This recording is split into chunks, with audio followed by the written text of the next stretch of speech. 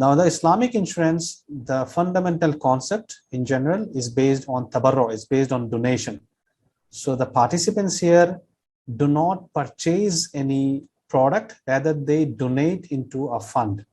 Since it's a donation, we can tolerate certain gharar, we can tolerate certain other aspects as well, right? So because it's a donation, there will be a lot of other rulings depending on that, right? So other things in the Sharia standard, if you read in line with this rationale, it will be very much clear with you. I will skip the rest of the slide. Yeah, it's just all the different nitty-gritties of this Sharia, of this Islamic insurance. Islamic insurance and Islamic reinsurance are based on the same principles of tabarru or donation. This session was brought to you by TAIF and Adl. If you have benefited from it, please share in your social media platforms about both the entities and share the word, spread the word. Jazakumullah khairan.